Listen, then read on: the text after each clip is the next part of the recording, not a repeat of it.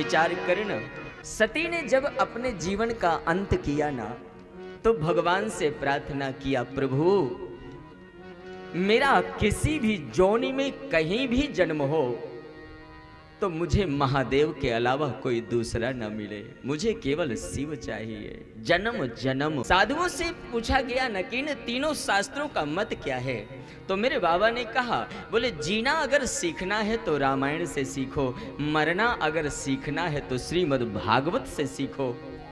ये दोनों, हाँ।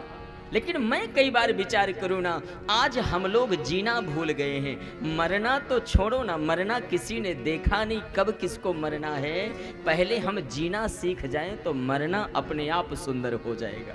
हाँ, पहले जीना तो सीखे ना, जीना भूल गए हैं हम, जीते कैसे हैं।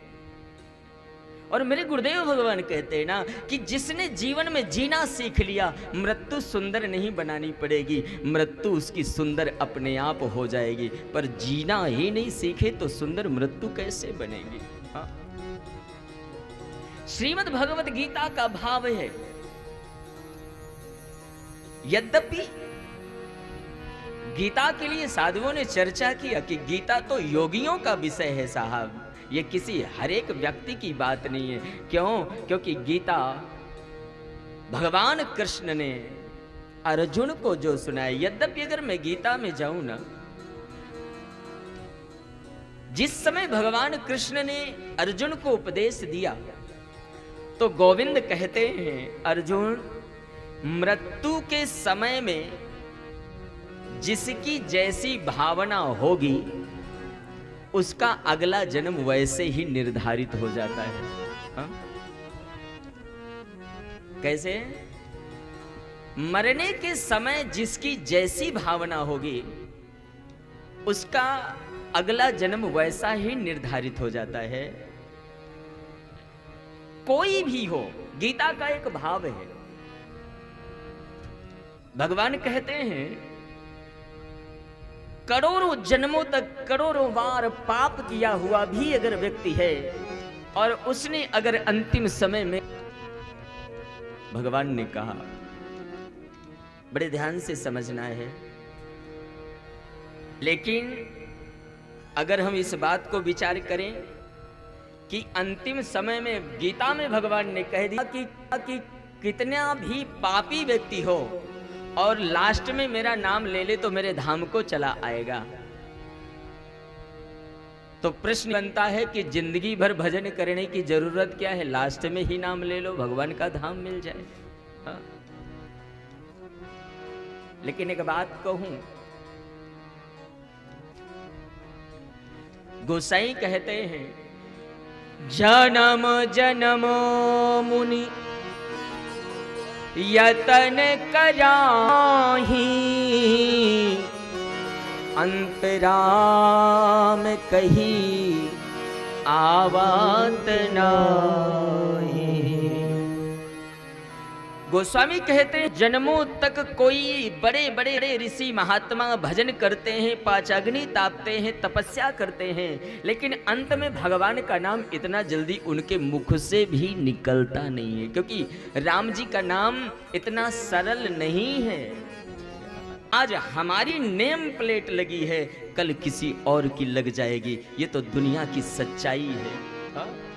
इसीलिए धर्मानि गूढ़ो, भगवान नारायण ने गरुण से इसीलिए कहा, गरुण धनानि भूमो पशुपाष्ट गोष्ठः नारी गृहे द्वार जनया श्मशाने।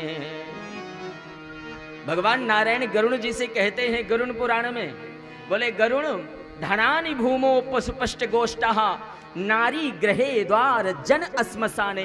बोले ये नारी भी घर के दरवाजे तक की साथी है। बोले ये जो जितना जन समुदाय परिवार है ना, जिसे देखकर फूलते हो हमारा परिवार बहुत बड़ा है, बोले साहब ये बस कंधे में लेकर शमशान तक के साथी हैं, इसके अलावा कुछ नहीं। जन श्मशाने, बोले ये शरीर हमारा नहीं है।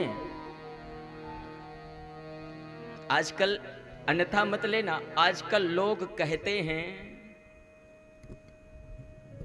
औकात में रहना। कई बार लोग कहते हैं, एक बात कहूं, ज्यादा फूल के चलने की जरूरत नहीं है। मनुष्य जीवन की कोई औकात नहीं है। मनुष्य जीवन की औकात केवल एक मुट्ठी राख है, इसके अलावा कुछ नहीं। जितना हो इस दुनिया में हर व्यक्ति से शास्त्र के अनुसार जीवन जीना चाहिए। महापुरुषों ने कहा है,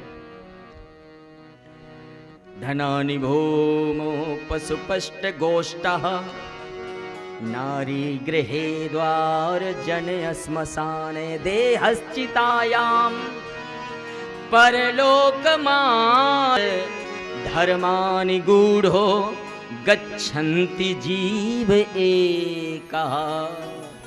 भगवान नारायण कहते हैं, बोले दुनिया में जो हम धर्म कर लेंगे, जो हम सत्संग कर लेंगे, जो हम दान पुण्य कर लेंगे, वही हमारे साथ जाएगा, मिला वहीं रह जाएगा, वहीं का है।